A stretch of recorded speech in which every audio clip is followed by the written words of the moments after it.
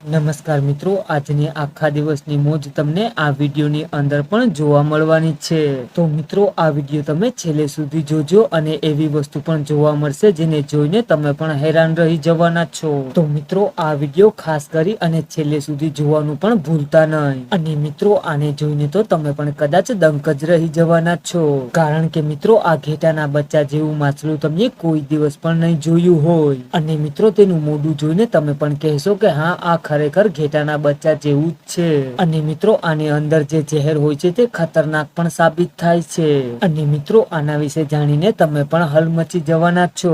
અને મિત્રો, કલરમાં તો તે ગોલ્ડન અને વ્હાઈટ કલરના દેખાય છે, પરંતુ તે ખતરનાક પણ સાબિત થઈ શકે છે.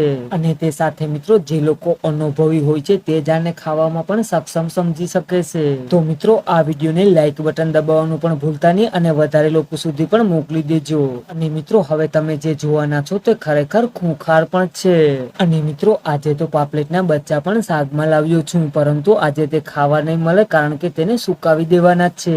અને તે સાથે મિત્રો, તે એકદમ ચાંદી જેવા પણ ચમકતા તમે જોઈ શકો છો. તો મિત્રો, હમણાં તમને જંગલી કળસલો પણ જોવા મળશે, તો વિડીયોમાં છેલ્લે સુધી પણ બન્યા રહેજો. અને સાથે જલ્દીથી ચેનલને સબસ્ક્રાઇબ કરી અને બેલ આઇકોન બટન પણ દબાવી દેજો, જેથી કરી અને રોજના અમારા આવા જ વિડીયો તમને જોવા મળી શકે. અને મિત્રો, પાપલેટના બચ્ચા તો એકદમ સાફ અને ચોખ્ખા પણ છે, પરંતુ શું થાય, આજે ખાવા નસીબ નહીં થાય, એટલે ચોમાસે મિત્રો તેને સુકાવેલા પણ ખાવા પડશે. અને મિત્રો, આ છે હવે જંગલી કળસલો, જેને જોઈને કદાચ તમે પણ જોતા જ રહી જવાના છો. અને તે સાથે મિત્રો, તે દેખાવમાં તો એકદમ ભયંકર અને ખૂંખાર પણ દેખાય છે. અને આટલું જ નહીં, પરંતુ મિત્રો, આ દરિયાના પાણીમાં ઊંડા પાણીની અંદર રહે છે, એટલે તેનો રંગ પણ કંઈક આવો છે. અને મિત્રો, આ છે નોર્મલ કળસલો, જેને આપણે ઘણી વાર પણ જોતા હોય છે. તો મિત્રો, વિડીયો કેવો લાગ્યો કોમેન્ટ કરીને જરૂરથી જણાવજો.